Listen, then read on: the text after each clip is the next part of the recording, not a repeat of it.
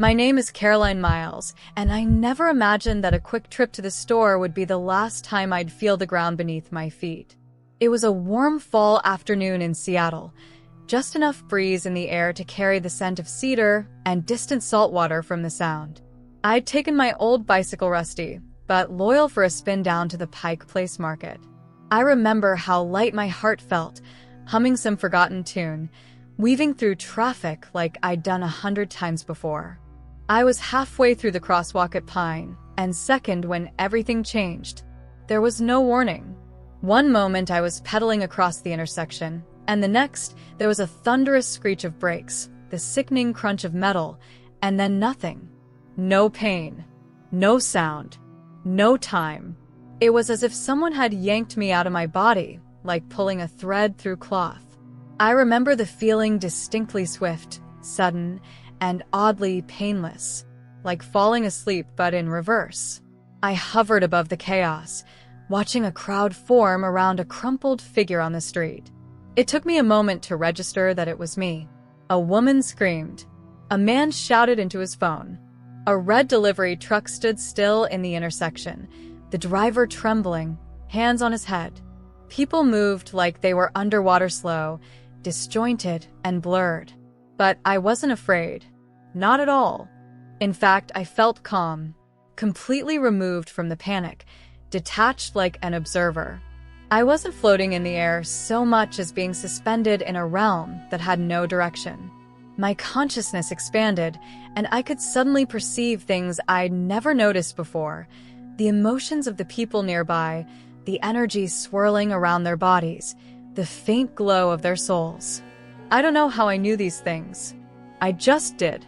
And then everything went black.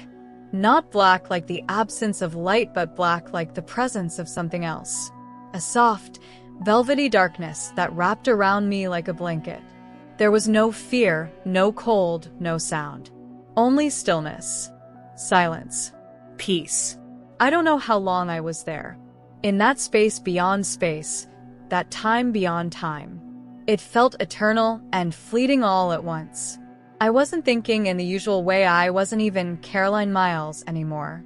I was just being. But then something stirred. A sensation like motion, but not through space, through awareness. I was moving. Upward, inward, deeper. Words failed to describe it. I was drawn towards something immense and radiant, something alive and intelligent. A presence.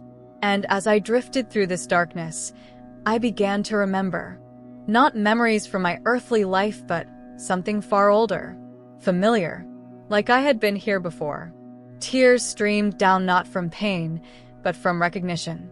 The movement continued not in a physical sense, but like a current of consciousness pulling me gently towards something immense. And then I saw it, a light. It began as a pinpoint in the distance, but it wasn't ordinary light. It pulsed with life, as if it were breathing, calling, welcoming. It was aware. The closer I got, the more I could feel it, not just warmth, but love. Unfiltered, unconditional love that wrapped around me like the arms of someone I'd missed for eons. And then I passed into it. The darkness evaporated, and I was surrounded by brilliance, not blinding, but pure. Light of a kind that doesn't exist on Earth. It didn't just illuminate my surroundings, it knew me. It lit up every corner of my soul, every forgotten sorrow, every fear, every moment I had hidden even from myself. And yet I felt no shame, only acceptance, healing, wholeness. I wept, not from sadness, but from being known so completely and still being loved. And then the light spoke, not in words, not in sound, but in understanding. The message came as pure truth, flowing into me. You are eternal. You are safe. You are loved. I remember thinking, so this is God. Not a man in the clouds, not a distant judge, but a living presence of love and intelligence that permeated everything. I wasn't looking at God, I was inside God. And God was inside me. There was no separation. In that moment, all my earthly worries, the bills, the regrets, the anxiety melted away. They were illusions, shadows compared to this light. And yet, the journey wasn't over. The light seemed to open, and I was gently guided again, not walking, but being guided into what felt like another realm. I don't know what to call it, but it was vast, endless, like stepping into a dimension made of emotion and meaning. Everything shimmered. Colors I can't describe, colors that sang. I felt music, not heard it, felt it in my being, each note vibrating with purpose. I began to perceive other presences, beings made of light, radiating kindness and wisdom. Some felt familiar, like old friends. Others had an ancient angelic weight to them, guardians maybe, or teachers. No one spoke, and yet everything was communicated. One of them came close to me, not with wings or robes, but with presence, like standing near a mountain of peace. This being showed me things, memories of my life, like scenes from a movie, but viewed with compassion instead of judgment. I saw the day I made a cruel comment to a classmate in middle school. I felt her hurt, not to punish me, but to understand it. I saw the countless small kindnesses I had long forgotten, comforting a stranger on the bus, bringing soup to my neighbor when she was sick, the way I used to sing to my dog when I thought no one was listening. Everything mattered. Every moment. Every word. Every intention. And then came the question, not from the being, but from within myself, now illuminated by this higher truth. Have you loved well? Not have you believed, not have you succeeded, but have you loved? I didn't know how to answer, but the light didn't accuse. It waited, patient, eternal, and somehow I knew I would be given more to see. The being guided me farther, deeper. I didn't resist, I couldn't. It wasn't fear or force that moved me. It was truth, pure truth, pulling me like gravity towards something even more profound. We came to what I can only describe as a realm of knowledge, a place beyond time, where everything was known. Thoughts weren't hidden. History wasn't debated. Motives weren't misinterpreted. All things were seen clearly, not just by me, but through me. There, I felt like my soul became transparent. Every belief I held, every excuse I had made, every grudge I'd clung to, none of it could survive in that place. It was as if the light demanded not perfection, but honesty. And in that honesty, I was refined. The being allowed me to experience something I now call the ripple. It was like watching a stone dropped into the waters of time, and the ripples it created stretching far beyond what I ever imagined. Every word I had spoken had moved things. Every decision had impacted someone. Nothing was isolated. I saw a moment where I had dismissed a coworker with a sharp remark. I thought it was harmless. But here, I saw how that moment dimmed her light for the rest of the day. She went home feeling worthless. She snapped at her daughter. The ripple continued. But I also saw the good. I saw a moment I stopped to talk to a homeless man outside a coffee shop. I gave him a sandwich and looked him in the eyes. I had forgotten about it, but he hadn't. That human moment gave him enough hope to stay clean another week. That week turned into a month. The ripple continued. I was undone, and yet I wasn't judged. I was invited to learn, to heal, to transform. The being then showed me other realms, each with a distinct energy.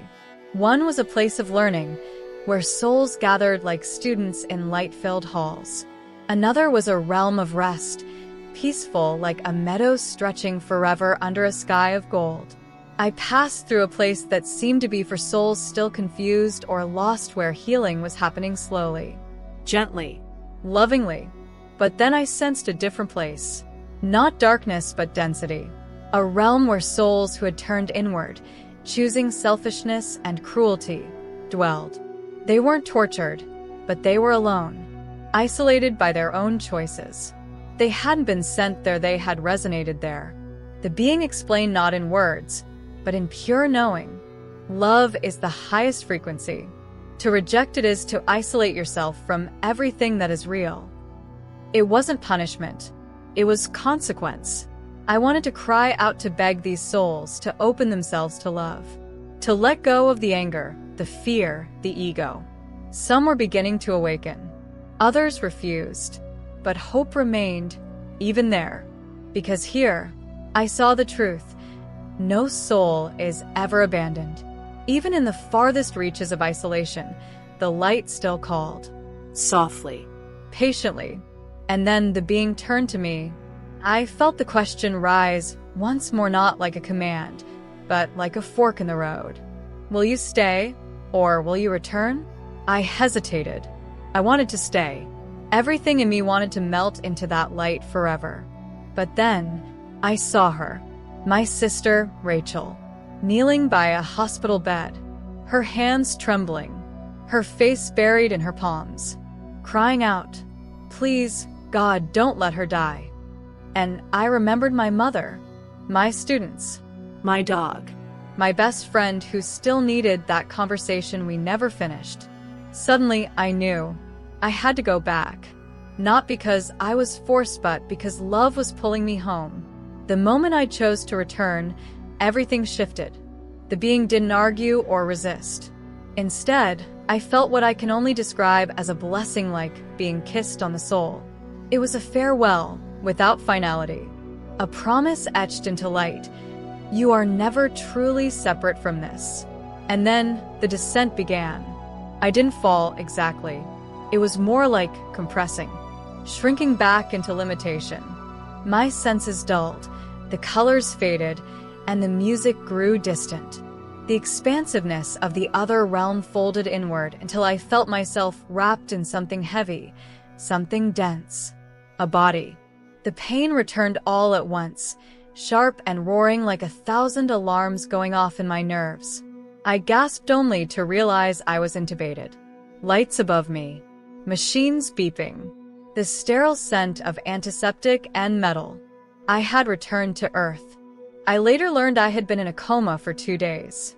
The truck had crushed my spine and fractured several ribs. The doctors didn't expect me to survive the first night, but I had come back with memories that no one could quite explain. It wasn't easy. Waking up was just the beginning of another kind of journey, a long, grueling path through surgeries, physical therapy, and chronic pain. I couldn't walk for months. I lost my job. My boyfriend left. My savings evaporated. And yet, I was never alone.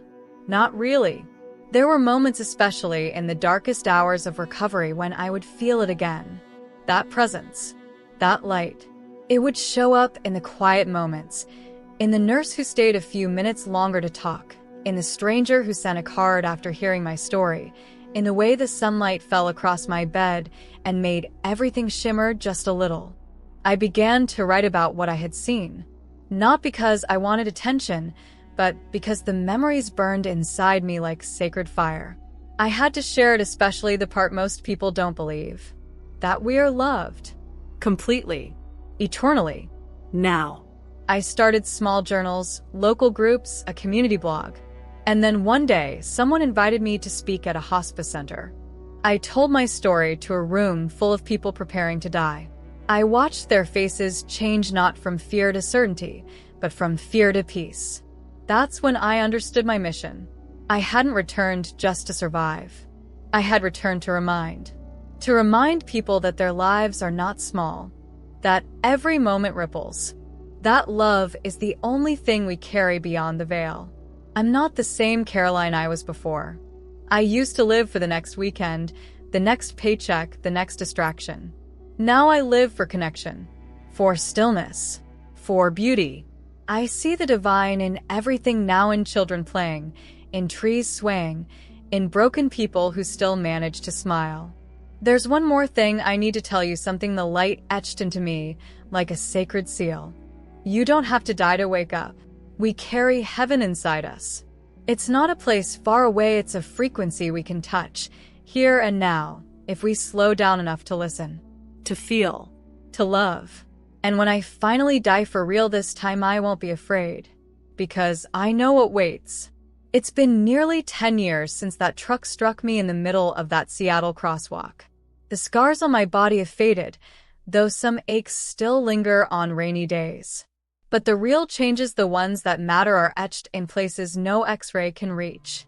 People often ask me, do you miss it? The light, the peace, the other side? And the answer is yes. Every single day. But I don't yearn for it like I used to. Because I've learned to find traces of it here, in this life. In this broken, messy, beautiful world. I find it in the way my niece wraps her arms around me when I visit. I find it in the quiet moments of prayer when my soul brushes up against eternity. I find it when I hold the hand of a hospice patient and they look at me with eyes that say, "You understand." That's the thing the experience taught me more than anything. This life is not the opposite of heaven, it's the beginning of it. Every act of love brings us closer. Every moment of presence is a doorway. Every choice to forgive, to see the divine in another, to slow down and breathe, that's the light trying to reach through. We are not here to escape Earth. We are here to redeem it. So I live differently now. I no longer race through my days trying to earn love or avoid pain. I let life touch me, its sorrow and its joy. I cry more easily. I laugh more freely. I say, I love you, even when it feels vulnerable. And I never, ever take a sunrise for granted. If you've read this far, maybe something in you is stirring. Maybe you've had moments, two brushes with the unseen, quiet whispers in the night, dreams that feel more real than waking. Don't ignore them. They're reminders. You're not just a body. You're not just a brain with bills and appointments. You are light. You are loved. And one day, you'll remember just like I did. And until then, live like someone who's seen the other side. Because I have. And I can tell you with everything in me, there is nothing to fear.